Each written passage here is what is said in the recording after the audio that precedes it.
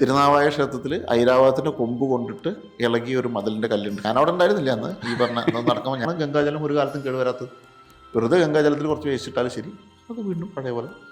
ഭാരതത്തിലെ എല്ലാ നദികളെയും ഈ മാഘമാസത്തിൽ ഗംഗാ നദി ഇവിടേക്ക് കൂട്ടിയിട്ട് വരുന്നുണ്ടെന്നാണ് കഥ. ഇവിടെ ഇപ്പോൾ ഗംഗ വരേണ്ടതെന്ന് ആരാ പറഞ്ഞു? ഗംഗ വരേണ്ടത് നിങ്ങൾ കണ്ടോന്നൊക്കെ ചോദിച്ചാൽ നിവൃത്തിയൊന്നുമില്ല. അത് വിശ്വസിക്കുന്നവർക്ക് അതിൻ്റെ സുഖവും രസവും അനുഭൂതിയൊക്കെ കിട്ടുന്നു മാത്രമേ അത് ചോദിക്കുള്ളൂ. ഭാരതത്തിൽ ഈ ഒരൊറ്റ പുഴയ്ക്ക് പേരുള്ളൂ.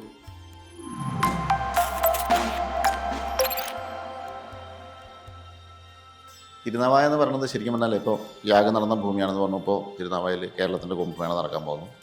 ശരിക്കും പറഞ്ഞാൽ ഏറ്റവും മനോഹരമായിട്ടുള്ള ജനാധിപത്യ സമ്പ്രദായ വ്യവസ്ഥ ഉണ്ടായിരുന്നൊരു സ്ഥലം കൂടിയാണ് ഈ സ്ഥലം.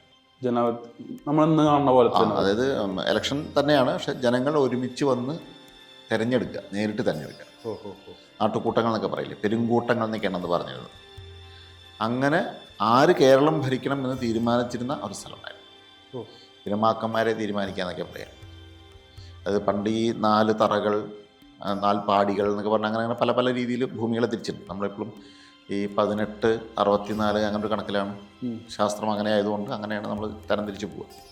പണ്ട് തളികളായിരുന്നു, പിന്നെ തളികൾ തമ്മിൽ ചെറിയ അസ്വരസങ്ങളൊക്കെ വന്നതിനെ തുടർന്ന് അവിടുന്ന് മാറി. അങ്ങനെ പല പല സമ്പ്രദായങ്ങളുടെ ചരിത്രം അങ്ങനെയാണല്ലോ അങ്ങനെ കടന്നു വന്നിരിക്കുന്നത്.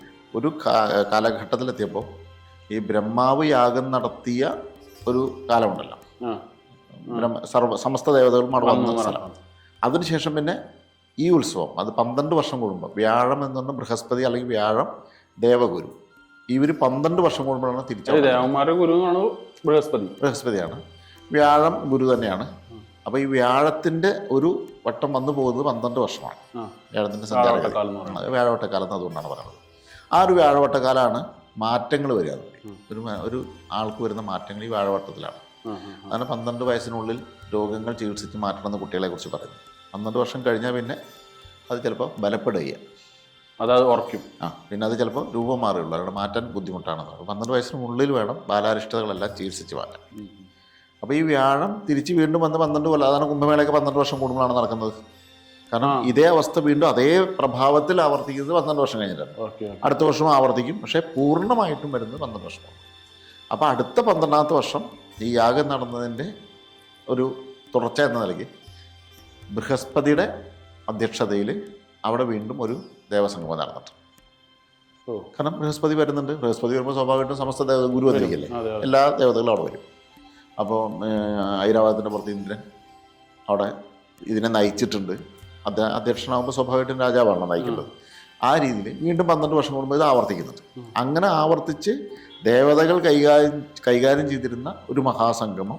പിന്നെ കേരളത്തിൽ സൃഷ്ടികളെല്ലാം നടന്ന് എല്ലാ ജീവജാലങ്ങളും വന്ന് മനുഷ്യരിലേക്ക് ആധിപത്യം വന്ന ഒരു കാലഘട്ടത്തിൽ ദേവതുല്യരായ പെരുമാക്കന്മാരെ ഈ രാജ്യഭരണം ഏൽപ്പിക്കുന്ന ഒരു സംവിധാനത്തിലേക്ക് കടന്നു.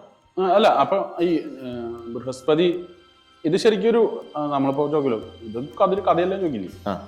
വലിയ തെളിവൊന്നുമില്ല. ഞാൻ അവിടെ ഉണ്ടായിരുന്നില്ല അന്ന്. ഈ പറഞ്ഞ നടക്കുമ്പോൾ ഞാൻ ഉണ്ടായിരുന്നില്ല. ഐരാവതം വന്നൊക്കെ പറയുമ്പോൾ ഇത് പണ്ട് എങ്ങനെ വെച്ചാൽ ചരിത്രം ഭാരതത്തിൽ എവിടെയും ചരിത്രം എഴുതി വെച്ചിട്ടില്ല.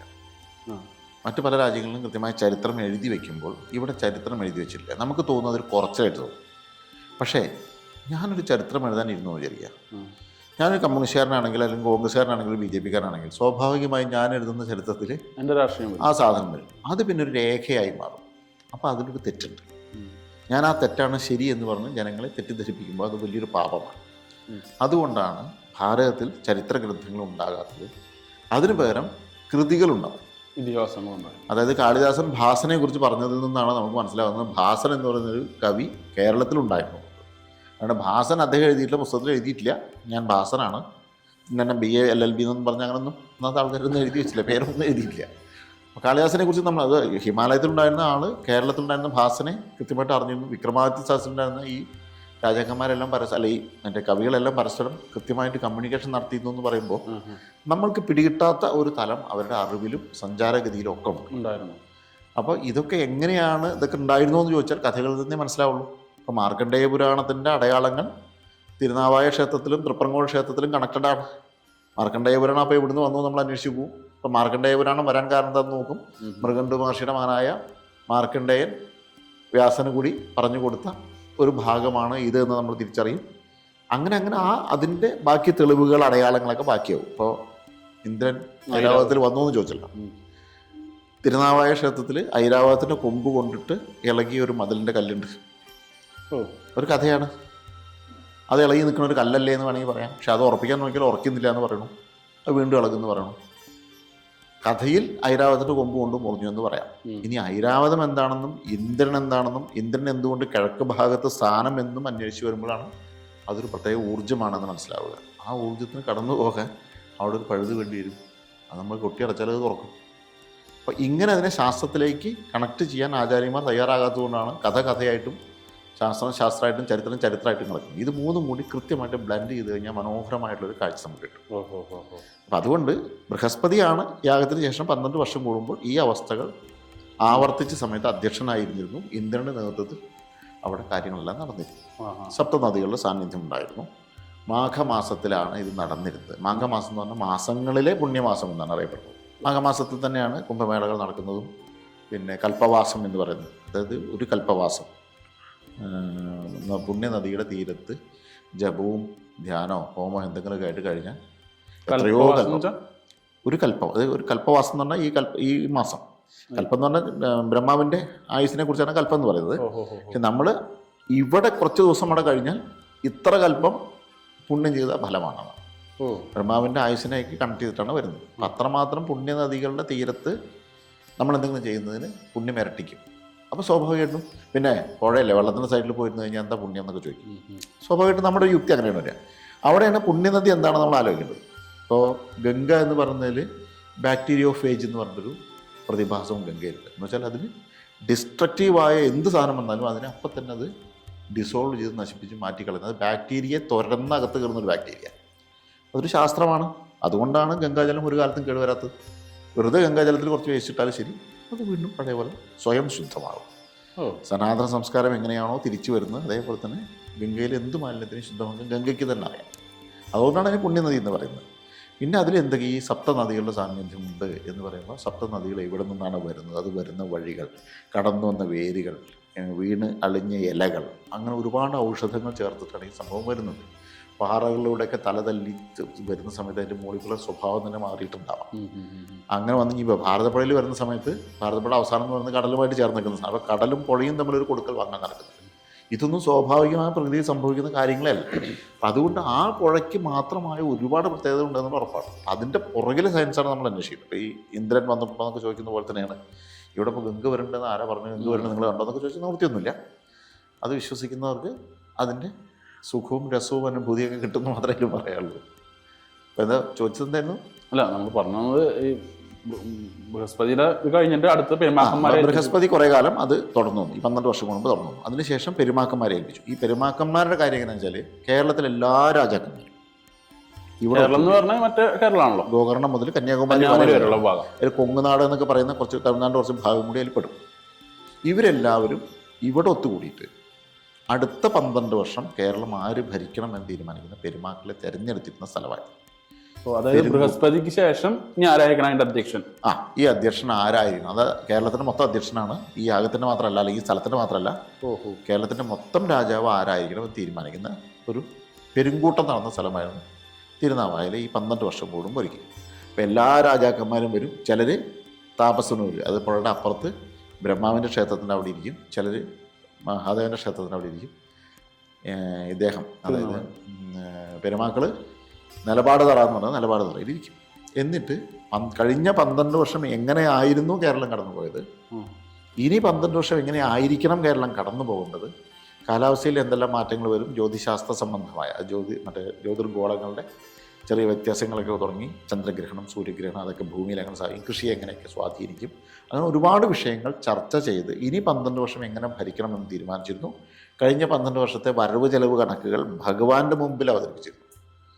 അല്ലാണ്ട് ഓഡിറ്റിംഗ് നേരിട്ട് ഭഗവാനാണ് നടത്തിയിരുന്നത്. അതായത് ഞാൻ കള്ളം പറയില്ല, ഭഗവാന്റെ മുമ്പിൽ ഞാൻ കള്ളം പറയില്ല എന്ന ഒരു നേർമയും സത്യസന്ധതയും ഉണ്ടായിരുന്ന കാലമാണ്. അവിടെ കണക്ക് അവതരിപ്പിക്കും. ഓരോ രാജാക്കന്മാർ, സാമന്ത രാജാക്കന്മാരാണ് ഈ പെരുമാളുടെ. എല്ലാവരും അവരവരുടേതായ രീതിയിൽ ഇതെല്ലാം അവതരിപ്പിച്ചിരുന്നു. അടുത്ത പെരുമാളെ തിരഞ്ഞെടുത്തിരുന്നു. ജനങ്ങളിലെല്ലാവരും ഒരുമിച്ചാണ്. അല്ലാണ്ട് എന്താ പറയുക, SMS അയച്ച് വോട്ടിനിട്ടുള്ള പരിപാടിയല്ല. കൃത്യമായിട്ട് കേവനാണെങ്കിൽ മാത്രമേ അവിടെ തിരഞ്ഞെടുക്കപ്പെടുള്ളൂ. യോഗ്യനാണെങ്കിൽ തിരഞ്ഞെടുക്കപ്പെടുള്ളൂ. അങ്ങനെ പെരുമാക്കളെ തിരഞ്ഞെടുത്ത ജനാധിപത്യ സമ്പ്രദായമാണ് അവിടെ നടന്നിരുന്നത്. അപ്പോൾ അത് ആർക്കും ഒരു പരാതിയില്ല. കാരണം ശക്തിയായിട്ടുള്ള അതിന് വേറെ ഒന്നും ഇതിനു മുമ്പേ നാട്ടുരാജ്യങ്ങൾ തമ്മിൽ കലഹിച്ച് അങ്ങോട്ടും ഇങ്ങോട്ടൊക്കെ ചെറിയ ചെറിയ പ്രശ്നങ്ങളുണ്ടായ സമയത്ത് ഞങ്ങൾ എന്തുകൊണ്ട് തോറ്റു എന്ന് പാണ്ഡ്യരാജാവ് ഇവരെ തോൽപ്പിച്ചു. സൈന്യം, കേരളത്തിലെ രാജാക്കന്മാരെ സൈന്യം ഇവിടെയാണ് കൂടുതൽ, ശക്തി ഇവിടെയാണ് കൂടുതൽ, പക്ഷേ പാണ്ഡ്യരാജാവ് തോൽപ്പിച്ചു. അങ്ങനെ ഇവിടുന്നൊരു ബ്രാഹ്മണനെ ഇവർ പറഞ്ഞു വിട്ടു. ദൂതനെ ആരും ഉപദ്രവിക്കില്ല. ആദ്യമായിട്ടൊരു ദൂതനെ ഉപദ്രവിക്കുന്നത് കുഞ്ഞാലിമരക്കാരുടെ കഥയിലാണ്. അതായത് ഡച്ചുകാർ ഇവിടെ വന്ന് കാപ്പാട് കടപ്പുറത്ത് കാൽകുത്തി എന്ന് പറയുന്നത്, അതാണ് ആദ്യത്തെ ദൂതനെ അവഹേളിച്ചതും ചെവി മുറിച്ച് നായയുടെ ചെവി തുന്നിച്ചേർത്ത് വിടുന്ന ഒരു ക്രൂരമായൊരു സംഭവങ്ങളൊക്കെ ചെയ്തിട്ടുണ്ട്. ദൂതനെ ഒരിക്കലും പണ്ടുള്ളവർ ഒന്നും ചെയ്തില്ല. എന്ത് ചെയ്താലും ശരി അദ്ദേഹത്തിനെ ബഹുമാനിച്ചിട്ടേ വിടുള്ളൂ, തിരിച്ച് സൽക്കരിച്ച് വിടുള്ളൂ. നിങ്ങൾ പറഞ്ഞത് എനിക്ക് യോജിക്കാൻ പറ്റില്ല, ഞങ്ങൾ യുദ്ധത്തിന് പിന്മാറാനും പോകണില്ല, അത് അങ്ങയുടെ രാജാവിനെ അറിയിച്ചോളൂ, ഇങ്ങനെ അല്ലാണ്ട് ഒരിക്കലും ഉപദ്രവിക്കില്ലായിരുന്നു. ഇവിടുന്ന് ബ്രാഹ്മണനെ പറഞ്ഞു വിട്ടു പാണ്ഡ്യരാജാവിനോട്, ഞങ്ങളുടെയാണ് ശക്തി, ഞങ്ങളുടെയാണ് സൈന്യം, എന്നിട്ട് ഞങ്ങൾ എന്തുകൊണ്ട് തോറ്റു? അദ്ദേഹത്തിനോടാണ് ചോദിക്കുക, തോൽപ്പിച്ച ആളോട് ചോദിക്കുക.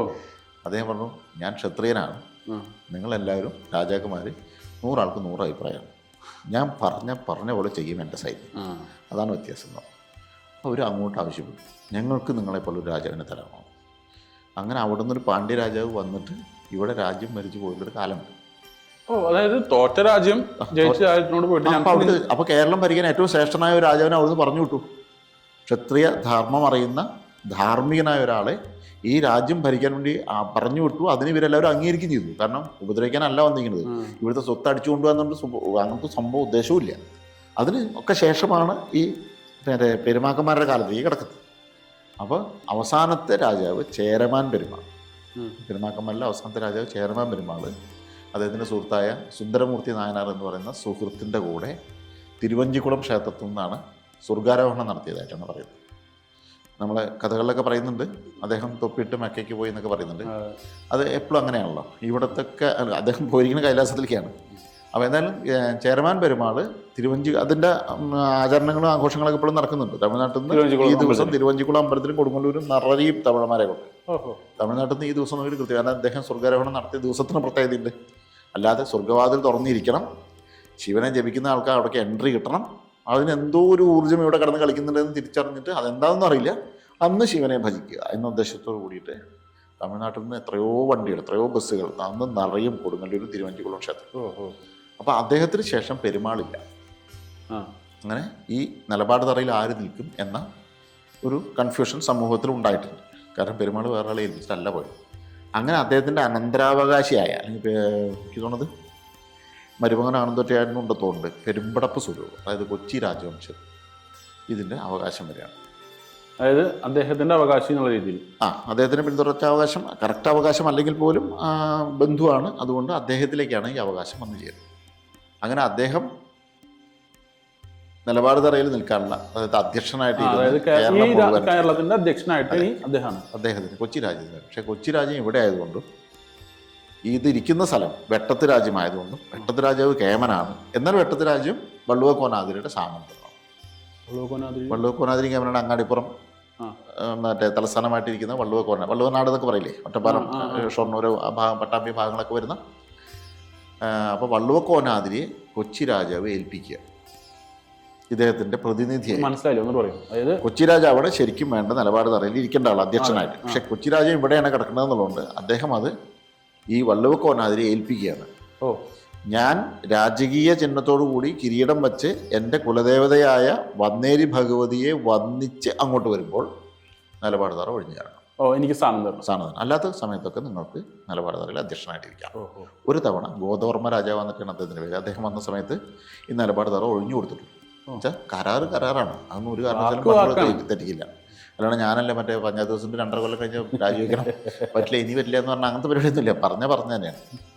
അപ്പം അങ്ങനെ അദ്ദേഹം അവിടെ അധ്യക്ഷ സ്ഥാനത്ത് ഇരുന്ന് ഈ പറഞ്ഞ മഹാമാഘ മഹോത്സവം തുടർച്ചയായി നടന്നുകൊണ്ടിരിക്കുന്നു. സാംസ്കാരിക ഉത്സവമുണ്ട്, ശാസ്ത്ര സംവാദങ്ങളുണ്ട്, നവയോഗി സദസ്സുണ്ട്, അതുവരെ ഉള്ള എല്ലാ കലാപരിപാടികളും അവതരിപ്പിക്കുന്നുണ്ട്. പാഠകം, ചാക്യാർ കൂത്ത് തുടങ്ങിയ എല്ലാ സംഭവങ്ങളും അവതരിപ്പിക്കുന്നുണ്ട്.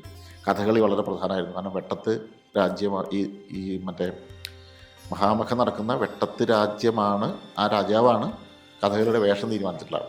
ഇപ്പോൾ നമ്മൾ കാണുന്ന കഥകളുടെ വേഷം. വേഷത്തിനെ കുറിച്ച് അദ്ദേഹം ആലോചിച്ചുകൊണ്ടേയിരിക്കുന്ന സമയത്ത് ഒരു ദിവസം കടൽ തീരത്ത് ഇങ്ങനെ ഇരിക്കുമ്പോൾ കടലിൻ്റെ മുകളിൽ, തിരയുടെ മുകളിൽ കഥകളി രൂപങ്ങൾ കാണിച്ചു കൊടുത്തതാണ്. അരയ്ക്ക് താഴെയില്ല, അരയ്ക്ക് മുകളിൽ മാത്രം. അതായത് വെള്ളത്തിൻ്റെ മുകളിൽ, അരയുടെ മുകളിലുള്ള ഭാഗം വെള്ളത്തിൽ ഇങ്ങനെ കളിക്കുന്നു. അങ്ങനെയാണ് കത്തി, താടി, കരി എല്ലാ വേഷങ്ങളും അദ്ദേഹം തീരുമാനിക്കുന്നത് കണ്ടു ബോധ്യപ്പെട്ടതാണ്. അതുകൊണ്ടാണ് താഴെ എല്ലാം ഒരേ വേഷം. ഒരേ വേഷമാണോ ഈ തിരയുടെ പോലെയാവും? താഴെ ഉള്ളത് വേഷം എന്താണെന്ന് അദ്ദേഹത്തിന് അറിയാത്തത്, അതെല്ലാം ഒരേ വേഷം. ഇവിടുന്ന് ഇങ്ങോട്ട് മാത്രം വേഷം മാറി. അല്ല, ആളുകൾ തന്നെ തിരയുടെ ഒരു സ്വഭാവം, തിരയിൽ ചിലപ്പോൾ അതിൻ്റെ ഒരു ഓളങ്ങളുടെ ആ സ്വഭാവം എടുത്തതായിരിക്കാം. അപ്പോൾ വെട്ടത്തിൽ രാജാവ്, അപ്പോൾ എത്ര വലിയ കലാകാരൻ്റെ രാജാവ് എന്ന് ആലോചിച്ച് നോക്കണം. അപ്പോൾ അന്ന് എല്ലാ കലാരൂപങ്ങളും അവിടെ പ്രദർശിപ്പിച്ചിരുന്നു. എല്ലാ കായിക പ്രകടനങ്ങളും ഉണ്ടായിരുന്നു. യുദ്ധമല്ല, കായിക പ്രകടനങ്ങൾ, കളരി, അത് ഇത് എന്ന് പറയുന്ന സംഭവങ്ങളെല്ലാം അവിടെ ഉണ്ടായിരുന്നു. അങ്ങനെ ലോകം മുഴുവൻ ഒരുമിച്ച് കൂടിയിരുന്നു. സ്വാഭാവികമായിട്ടും കച്ചവടം നടക്കും. കാരണം വാണിജ്യം അവിടെ വരാതെ വരില്ല. ഇത്രയും ആൾക്കാർക്ക് വേണ്ട കാര്യങ്ങൾ, പിന്നെ കൈത്തറി സാധനങ്ങളെല്ലാം തന്നെ അവിടെ വിൽപ്പനയ്ക്ക് വരുന്നത് ഉറപ്പാണ്. നദീ പൂജയായി, കാരണം സപ്ത നദികളുടെ സാന്നിധ്യമുണ്ട്. ഭാരതത്തിലെ എല്ലാ നദികളെയും ഈ മാഘമാസത്തിൽ ഗംഗാനദി ഇവിടേക്ക് കൂട്ടിയിട്ട് വരുന്നുണ്ടെന്നാണ് കഥ. ശ്രദ്ധിച്ച് നോക്കിയുള്ളൂ, ഭാരതത്തിൽ ഈ ഒരൊറ്റ പുഴയ്ക്ക് പേരുള്ളൂ. വേറെ എവിടെയും തന്നെ ഭാരതപ്പുഴ എന്ന് പറഞ്ഞിട്ട് പേരില്ല.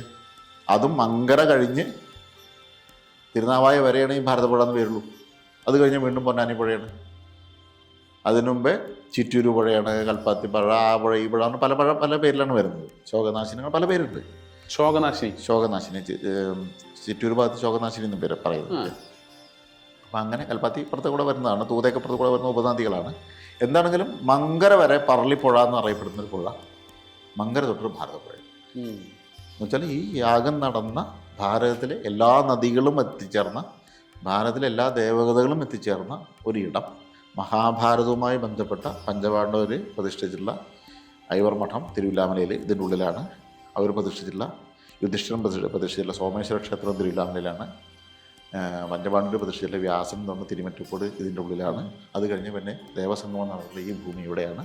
ഇത് കഴിഞ്ഞ് വീണ്ടും അത് പൊന്നാനിപ്പുഴയാണ്. കടലിൽ ചേരുന്നത് തൊട്ട് മുമ്പ് പൊന്നാനിപ്പുഴയായിരുന്നു. അപ്പോൾ ഭാരതപ്പുഴ എന്ന പേരിൽ അറിയപ്പെടുന്ന ഒരു സ്ഥലത്തേക്ക് ഇത് എത്തിച്ചേർന്നു. ഭാരതഖണ്ഡം എന്നാണ് പറയാം. അതിലേക്ക് എത്തിച്ചേർന്നിട്ടാണ് ഇത് ഒഴുകുന്നത്.